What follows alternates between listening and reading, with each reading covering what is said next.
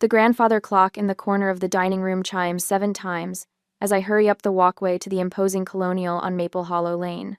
Snow crunches beneath my boots, and my breath forms little clouds in the December air. I'm late again, and clutching a small wooden jewelry box I carved myself. A peace offering of sorts. Samantha, there you are, sweetheart. Grandpa Thomas wraps me in a bear hug the moment I step inside. His silver hair is combed neatly to one side, and the familiar scent of his aftershave wraps around me like a second embrace. How do you like your house? Is everything to your liking? The room falls silent. Dad's fork clatters against his plate. Tracy, my stepmother, freezes mid-pour, wine teetering dangerously close to the rim of her glass. My house? The words stick in my throat like poorly chewed food. Grandpa Thomas's smile wavers. Deep lines form between his brows as his gaze shifts from me to Dad, then back. The house on Sycamore, the one I wired the money for last month. Dad rises quickly, napkin falling forgotten to the floor. Dad, we should discuss this later. Samantha just arrived, and the roast will get cold. I notice Tracy's hand trembling as she sets down the wine bottle. My half-sister Lily blinks owlishly, confusion written across her face. She doesn't know either. My stomach plummets. Something is very wrong. The grand dining room with its crystal chandelier and polished mahogany table suddenly feels like a stage set, and I'm the only one who didn't get the script. I think of my childhood, squeezed into the converted attic while Lily sprawled in her princess bedroom downstairs. My mother died bringing me into this world, and Tracy arrived when I was 4, already pregnant with Lily. That's when the pattern started. Lily at the center, me orbiting the edges. There's no money left for you, Dad had said when I got accepted to architecture school. I remember his expression, not regret, just mild inconvenience at having to deliver the news. I worked night shifts at Joe's Diner for 3 years, drafting building plans on napkins during slow hours. My studio apartment barely fits my bed and drafting table. The invitation to Christmas dinner had seemed like progress, a chance to finally belong. How wrong I was. Tracy clears her throat. Sam, tell everyone about your little drawing class. Didn't you say you're teaching now? Her obvious deflection heats my cheeks, but for once, I don't shrink away. Actually, I'd like to know what Grandpa means. Grandpa Thomas stands, hands flat on the table. I wired $480,000 for a house on Sycamore Street. Richard said it was for Samantha, a graduation gift. His voice cuts through the room like a steel blade, but clearly, my granddaughter knows nothing about it. Dad's laugh sounds forced. It's a temporary arrangement. We're managing the property until Samantha finishes school. It's complicated, Dad. Then uncomplicate it, Grandpa says. My eyes drift to the wall of family photos, vacations, birthdays, graduations. I notice now what I've always suspected. I'm missing from most of them. The few where I appear were taken during Grandpa's visits. You've been using me, I whisper, the truth crystallizing. You only invited me to family events when Grandpa was coming. Dad doesn't deny it. Tracy suddenly finds her dessert spoon fascinating. The money was for Samantha, Grandpa Thomas says, voice hardening. Not for you to buy that monstrosity of an SUV or for Lily's horse riding lessons. I see it all now, Dad, manipulating Grandpa for money while keeping me at arm's length. Tracy climbing the social ladder on family wealth. Only Grandpa Thomas, despite living in Denver, has shown me genuine love. Pack your things, Samantha. You're coming to Denver with me. Grandpa's words fall like a judgment. Dad, don't be dramatic. We're still family. Dad's voice carries a threat beneath the plea. I stand quietly, looking at the family photos without me. 3 smiling faces where there should be 4. The missing piece that never quite fit. I'll get my coat, I say, voice steadier than I feel. Upstairs, I pause at Lily's door, her room 3 times the size of my childhood attic. I don't hate her. She's as much a pawn as I am, just one with better benefits. When I return downstairs, Grandpa Thomas is waiting by the door, car keys in hand. Dad is red-faced, whispering furiously. Tracy dabs at non-existent tears. Ready? Grandpa asks. I nod, clutching my small wooden box, the gift I made that nobody will receive. The handcrafted maple lid took me weeks to carve with delicate snowflake patterns that reminded me of winters spent building snowmen with Grandpa Thomas, before Dad deemed me too old for childish activities. Outside, the December wind bites at my cheeks, but it feels cleansing, refreshing. The Christmas lights strung along the eaves of the house cast colorful reflections in the snow. Another perfect facade. Your mother would be proud of you, Grandpa Thomas says quietly as we crunch toward his car. She never let anyone walk all over her either. The mention of my mother sends warmth through my chest. I have only photographs and stories, but in this moment, I feel connected to her strength. Grandpa opens the passenger door for me, then pauses. We can fight this, you know. That money is legally yours. I consider his words, the years of exclusion, the carefully constructed lies, my journal entries full of hope when they suddenly started inviting me to family dinners. All a charade for Grandpa's benefit. Some battles aren't worth the cost, I say finally. As we drive away from Maple Hollow Lane, I don't look back. Some families aren't worth fighting for. But as Grandpa's hand briefly squeezes mine, I realize some definitely are. 3 days later, after careful arrangements, the bank statements spread across Thomas's granite kitchen island tell a story more painful than any novel I've ever read. Each page reveals another layer of deception, another moment my father stole from me. My hands shake as I smooth out the wire transfer documentation. There it is, Thomas says, his finger tapping on the memo line. Samantha Carter home purchase.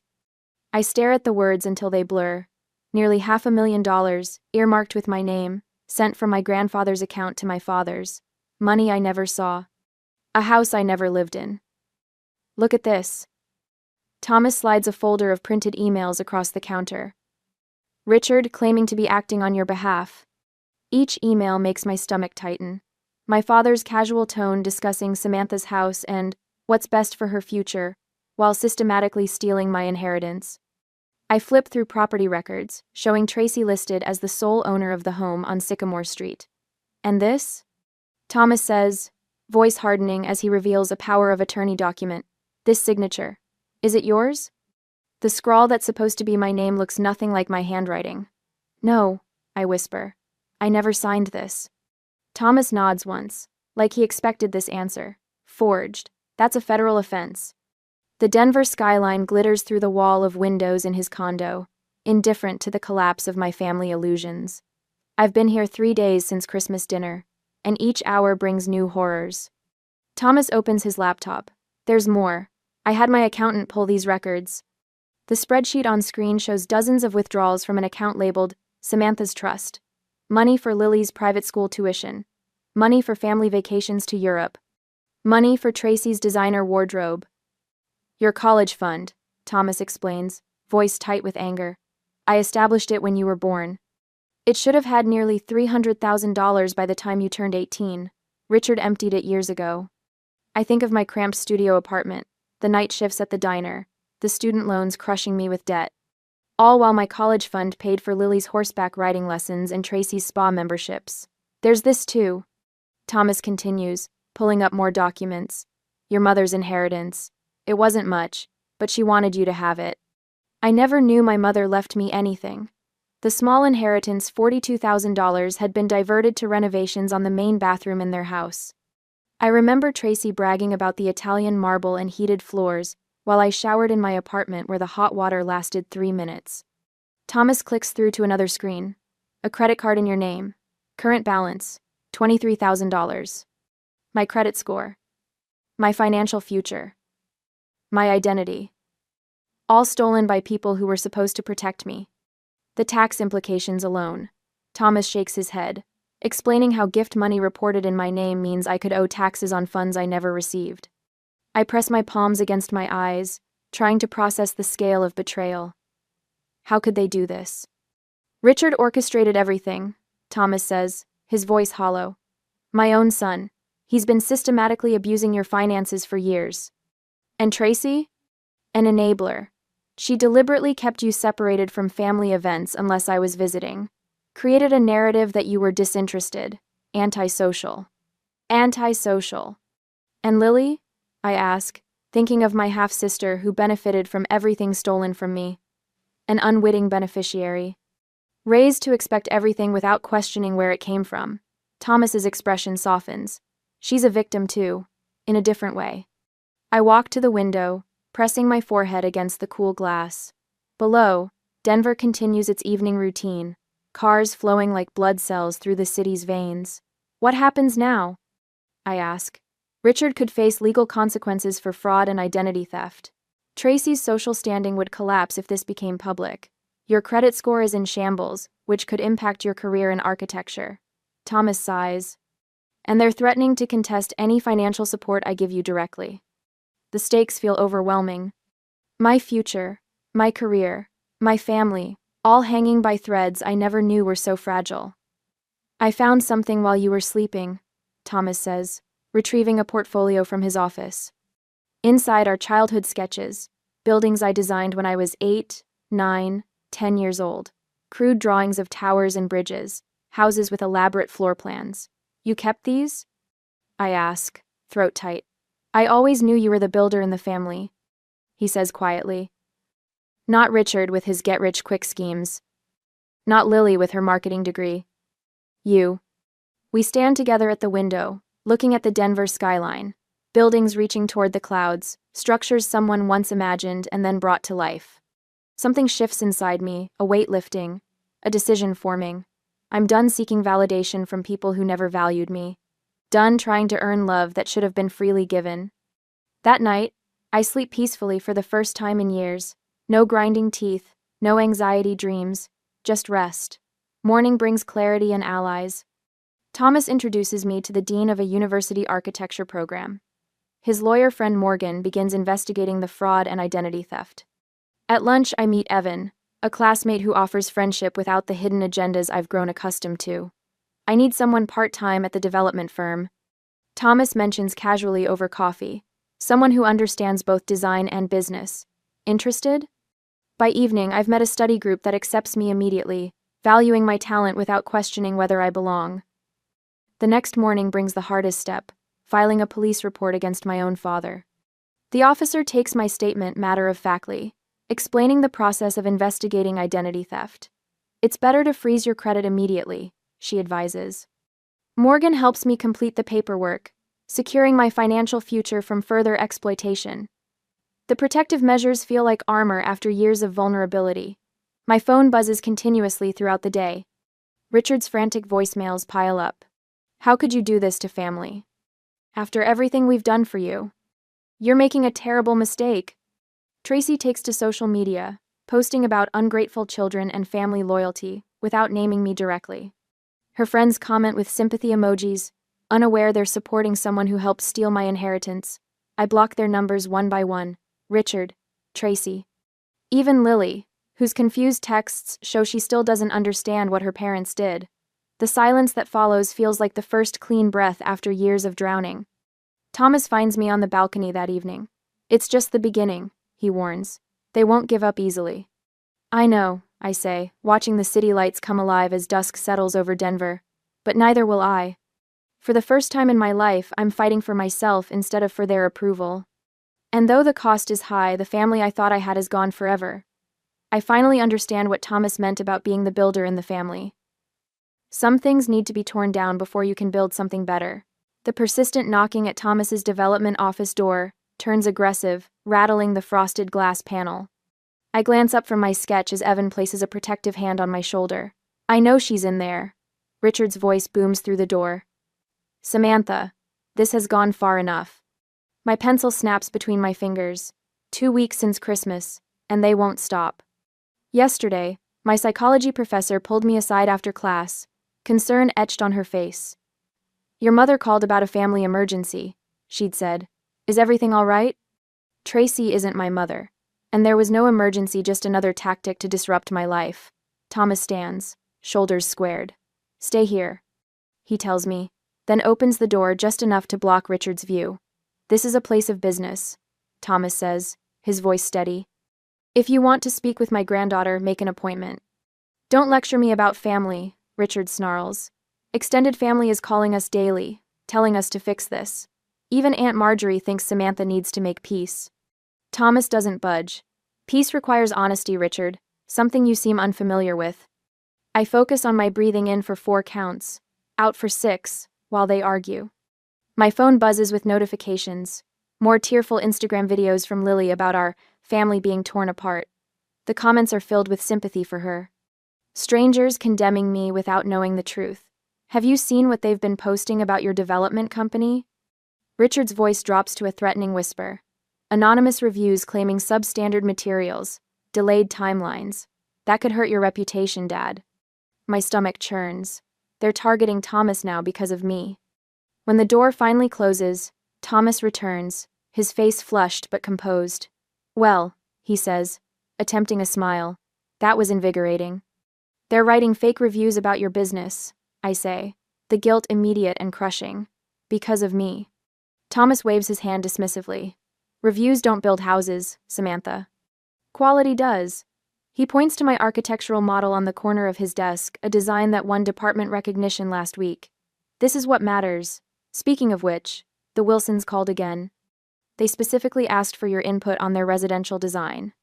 Pride flickers through me, momentarily displacing the anxiety. Really? Really. And Professor Bennett mentioned an architectural internship possibility. Your talent is being recognized. I touch the model gently, a sustainable small home designed with both functionality and beauty in mind.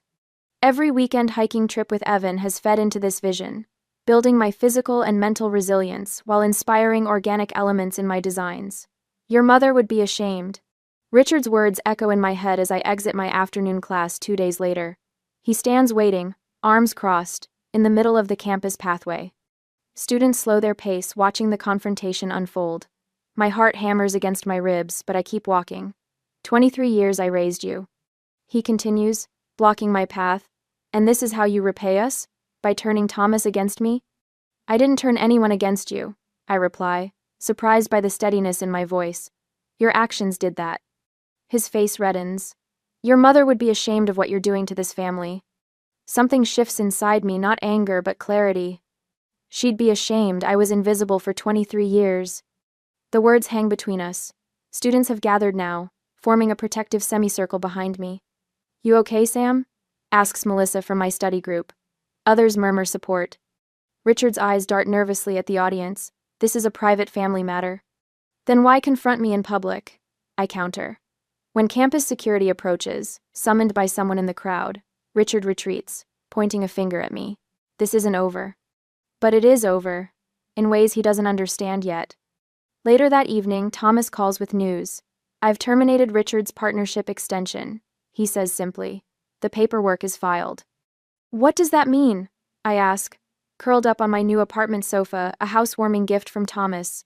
It means your father no longer has a position at my company.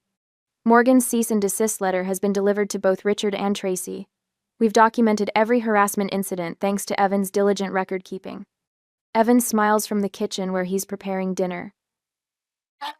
My study group has created a protective buffer at university events, ensuring I'm never alone when Richard or Tracy might appear. Samantha, Thomas says gently, you were never the problem. Remember that. When the power shift happens, it's swift and merciless. Richard's company position terminated. Tracy forced to seek employment for the first time in years. Lily, unprepared for responsibility, drops out of college when the tuition payment doesn't arrive. Their luxury lifestyle crumbles as financial reality hits. Meanwhile, I focus forward, not backward. My architectural sketches fill portfolios. Journal entries document my growth. Thomas installs security cameras at his home. They're just precautions, he assures me when I express concern. The morning sun warms our faces as Evan and I hike our favorite mountain trail. The physical exertion feels good, cleansing. We reach the summit viewpoint around noon. Beautiful, Evan says, but he's looking at me, not the landscape. Something cracks inside my chest. The tears come without warning, hot and fast. Years of suppressed pain and rejection pouring out in heaving sobs. I still sometimes wish they had loved me, I confess, the words torn from somewhere deep and wounded. How pathetic is that? Evan doesn't offer empty platitudes. They don't know how to love anyone properly, he says instead, honest and clear. Not even themselves. We sit in silence, watching the sun paint the valley below in golden light. A new perspective, quite literally. Back in Denver, Thomas and Morgan are building foundations for future resolution. A quitclaim deed for the Maple Hollow Lane house is being prepared. Thomas updates his will to protect my inheritance. My university submission shows remarkable growth in talent, drawing interest from faculty and local firms alike. The sustainable home concept has merit. My professor notes during review, your technical skills have advanced considerably. I'm building connections without fear of rejection. Now friendships that feel genuine, not conditional. When Tracy calls, her voice is stripped of its usual superiority. We're about to lose everything. She says, desperation evident. Richard is drinking again. Lily won't get out of bed. We need your help with Thomas. The old Samantha would have yielded, desperate for inclusion. The new one doesn't. You only remembered I was family when Grandpa was watching, I reply calmly. Later that evening, a notification arrives the quitclaim deed has been delivered to Richard. I add the final touches to my sketch of a future project, one that will use proceeds from the house sale to build something lasting and meaningful. Thomas looks over my shoulder, his pride evident. You're building more than houses, he says. I nod, understanding the truth of his words. I'm building a life on my own terms, one that can't be stolen or diminished by people who never saw my worth. On Tuesday next week, the morning sun filters through my apartment blinds as Morgan places a stack of legal documents on my kitchen table. Each page represents another brick in the wall I'm building between my past and future. They've been served, Morgan says, tucking a strand of silver-streaked hair behind her ear. Her eyes, sharp as a hawk's, soften momentarily. Richard looked like he'd seen a ghost when I handed him the papers. I run my fingers over the top document, a formal demand for the transfer of the Sycamore Street house to my name. The rightful owner. Me. Did he say anything? I ask, trying to keep my voice steady. Morgan's lips curve into a tight smile. He tried to charm me. Old habits die hard with men like that. She taps a blue folder. These financial records prove the fraud. The authorities have copies now. My phone buzzes. An email from the Credit Restoration Agency confirming they've begun the process of repairing the damage Richard inflicted on my credit score. Another buzz the architecture department, acknowledging receipt of my scholarship application. I'd leveraged my story, turning personal pain into professional purpose. Professor Jenkins had encouraged it. Your experience shapes your perspective. Use it. Samantha? Morgan's voice pulls me back. Are you ready for what comes next? Richard won't go down without a fight. The question hangs in the air like smoke. Am I ready? 6 months ago, I couldn't even make eye contact with my father across the dinner table. Now I'm taking back what's mine. I'm ready. The battle begins sooner than expected. By afternoon, Grandpa Thomas calls, his voice tight with controlled anger. Richard's telling everyone I'm senile, he says. Claims I don't remember what the money was for, that you're manipulating me. The hurt in his voice stabs at my chest. We knew this was coming, I remind him, and myself. Dr. Harlow is expecting you tomorrow for the cognitive assessment. I shouldn't need to prove I'm of sound mind to my own son. The weariness in his voice breaks my heart. I know, Grandpa. I'm sorry. Don't apologize for standing up for yourself, sweetheart. After we hang up, my phone floods with notifications. Tracy has contacted the local news station about elder abuse in our family. My stomach clenches as I scroll through the social media posts she's tagged me in, painting me as the villain. The university campus offers no sanctuary. I'm halfway through my advanced structural design class when Lily appears in the doorway, face streaked with tears, drawing every eye in the room. How could you make us homeless? She wails. The performance worthy of an award. Dad says we'll lose everything because of you. Professor Jenkins stands. Campus security, please. Her voice brooks no argument as she points to the emergency call button by the door. Later, Evan walks me to my car, the evening sky deepening to indigo above us. Your sister has quite the flair for drama, he comments, scanning the parking lot for any unwelcome visitors. Half-sister, I correct automatically. And yes, she learned from the best. I check my phone, 3 voicemails from extended family members I barely know, all pressuring me to drop the case, to think about how this is affecting Thomas. Evan nods toward my screen. More flying monkeys? The whole circus. I slip my phone into my pocket. Richard and Tracy have everyone convinced I'm destroying the family for money. What are you going to do? The question stops me. What am I doing? Fighting a battle that seems to grow larger each day? Sacrificing my peace for justice? I'm going to class, I say finally. I'm going to focus on the design competition. I'm going to live my life. Evan smiles. They hate that most of all, you know, when they can't make you react. The next morning brings a text from an unknown number. Drop the case or Thomas's business irregularities from 2016 go public. The threat turns my blood cold. But I forward it to Morgan without responding. Another piece of evidence. In the design studio, Professor Jenkins reviews my latest work, her fingers tracing the lines of my sustainable housing concept. "You're creating safety," she observes.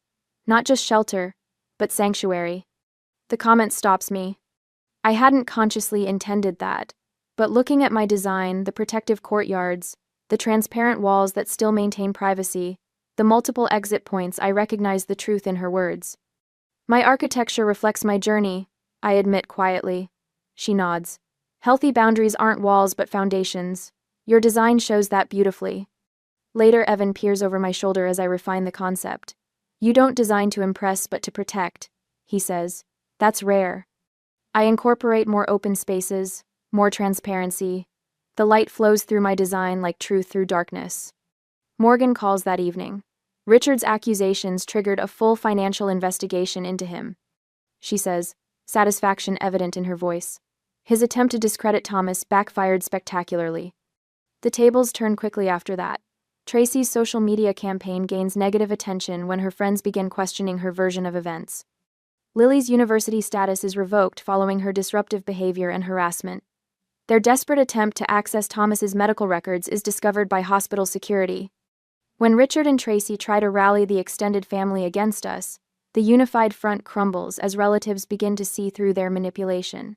The local business community issues statements supporting Thomas.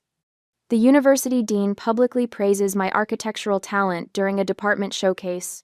Tracy's friends distance themselves, uncomfortable with her increasingly frantic posts. Professional associations deny Richard's membership renewals as whispers of fraud circulate. They're imploding. Evan observes as we watch Richard and Tracy argue publicly at a community fundraiser, their masks slipping to reveal the ugliness beneath. "Look at them, they can't even maintain the facade anymore." Thomas's business partners issue a formal statement of support. Evan organizes a student petition against harassment on campus. Morgan successfully files a restraining order against Richard and Tracy. My department showcases my work, and members of the Denver development community offer mentorship. The final blow comes when Richard faces potential fraud charges for misappropriating not just Thomas's money, but funds from several investors. Tracy's carefully cultivated social standing collapses. Lily is forced to get a part-time job for the first time in her life, posting angry tirades about her toxic parents who lied to everyone. The foreclosure notice arrives at the luxury home on Maple Hollow Lane the same day I learn my design has been selected for a sustainable housing initiative. The symmetry feels like poetry. That evening, Grandpa Thomas and I sit on his porch, watching the sunset paint the Denver skyline gold. He raises his coffee mug in a toast. "To foundations," he says, "not facades." I clink my mug against his. "To truth." Behind us, my architectural models catch the fading light structures built not to impress but to endure. Just like me. On Monday, my phone buzzed with Tracy's number for the 4th time today. I let it go to voicemail again, watching the notification appear while I sketch facade modifications for my university competition entry. The timestamp reads, 7:48 p.m. "Samantha, it's Tracy. Your father's in the hospital. The doctors say it might be his heart, he might not make it. Please call me back. Even after everything, he's still your father." I set my pencil down, noting the tremor in my hand. The doctors said no such thing. Morgan confirmed Richard was admitted for stress-induced exhaustion after the settlement papers arrived yesterday. Classic manipulation. A knock at the door interrupts my thoughts. Through the peephole, I see Lily standing on my apartment doorstep, her eyes red-rimmed, hands clutching her designer purse like a life preserver. "What are you doing here?" I ask through the crack in the door, chain still latched. "Sam, please." Her voice breaks. "Dad's in the hospital. Don't you care at all?" The manipulation reaches all the way down to the youngest branch of the family tree. I open the door but block the entrance. "How did you find my address?"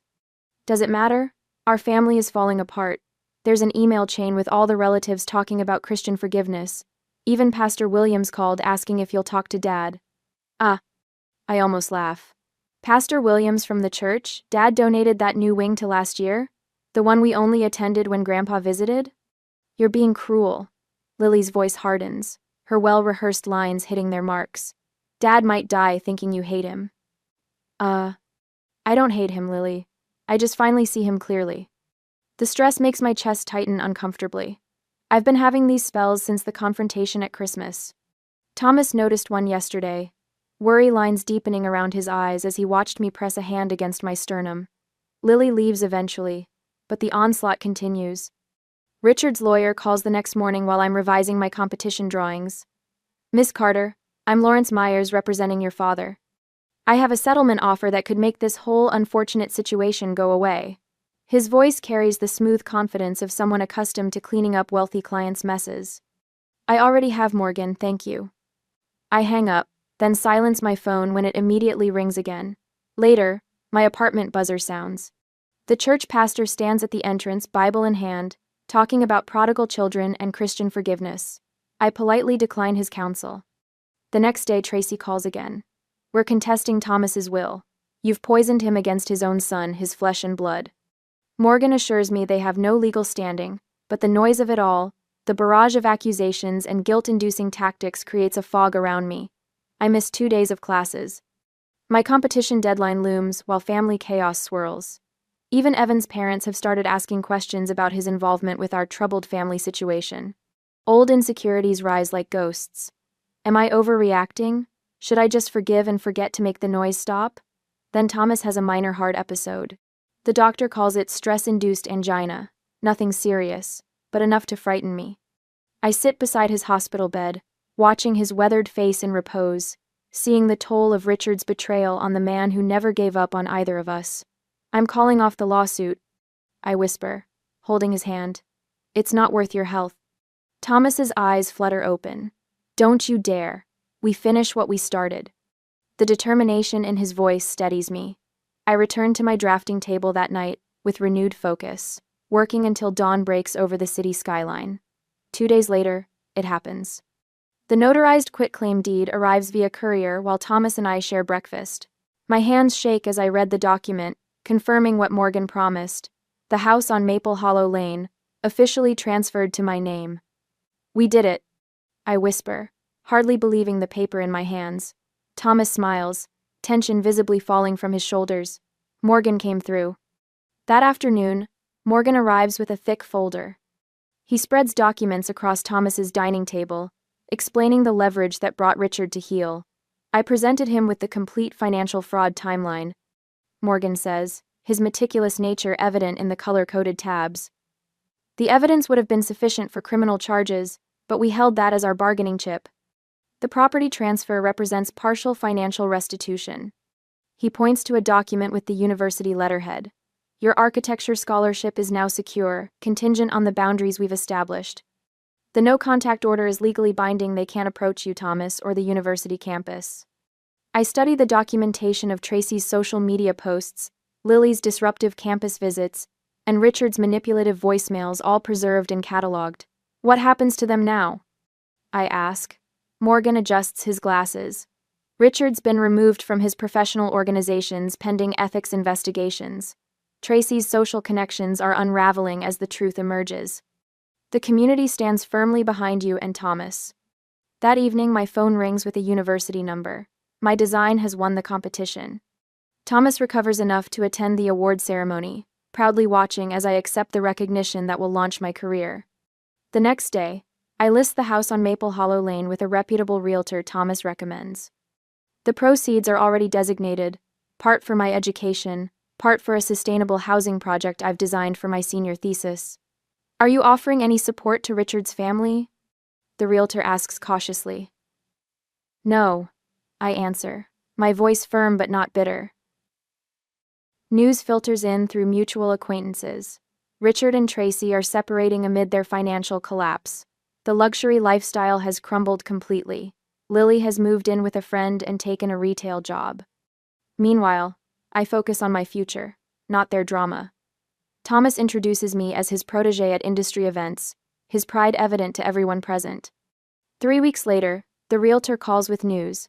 The house has sold for $520,000, $40,000 more than Richard originally paid. As I hang up, a voicemail notification appears. Lily's number. Sam, it's me. I just wanted to say, I understand now. I'm sorry, really sorry. Her voice sounds smaller, stripped of entitlement. I'm working at the mall now. It's actually not terrible. I don't call back immediately, but save the message. Thomas mentions retirement, suggesting I might take a larger role in his consulting firm. The seed money for my architecture career now secured, possibilities stretch before me like an open road. The question hangs between us during dinner. What does real family look like now? Neither of us has the answer yet, but for the first time, we have the freedom to discover it together. I glance at Thomas across the table. I'm thinking of calling Lily back. He nods, understanding in his eyes. Family is what we choose to make it. I place my hand over his, feeling the strength in his weathered fingers. I choose this. 2 years later, the morning sun filters through my apartment windows, casting golden light across my drafting table. From here, I can see the Denver mountains rising majestically against the sky, a daily reminder of perspective. I trace my finger along the sustainable housing blueprint spread before me, pride swelling in my chest. 3 months into my internship at Westfield Architectural Solutions, and my designs are already catching attention. My phone buzzes. Evan's name appears on screen, and unlike 6 months ago, no anxiety tightens my chest, just warmth. Still on for dinner tonight? He asks when I answer. Absolutely. Thomas is bringing that wine he's been raving about. I smile, adding, and I finally perfected my grandmother's lasagna recipe. After we hang up, I return to my design, a community housing project incorporating local materials and solar integration. The firm's sustainability director called it inspired yesterday. 2 years ago, such praise would have left me desperately searching for the hidden criticism. Now, I simply accept it as truth. Later that evening, my apartment fills with laughter and conversation. Thomas sits at the head of my dining table, silver hair catching the candlelight as he debates architectural theory with my study group. Evan helps in the kitchen, our movements around each other comfortable and respectful. No pushing, no demanding. Just partnership. So Samantha, my classmate Jordan asks between bites of lasagna, what's your family background? You never talk about where you grew up. The question hangs in the air. Once, it would have frozen me with shame and rehearsed lies. Now, I simply smile. I'm building my family now, I say, gesturing around the table. Some family you're born to, some you choose along the way. Thomas catches my eye, his proud smile saying everything words can't. The proceeds from selling what should have been my house, the one my father and Tracy had kept from me, funded this new life. Thomas's mentorship provided the rest. Connections, guidance, and unwavering support. After dinner, while others help clear dishes, I step onto my small balcony. The city lights below shimmer like earthbound stars. In my journal waiting inside, I wrote this morning, I don't need to earn belonging anymore. 7 words that took 23 years to learn. When Emily, a first-year architecture student, joins me on the balcony, her eyes are rimmed with tears.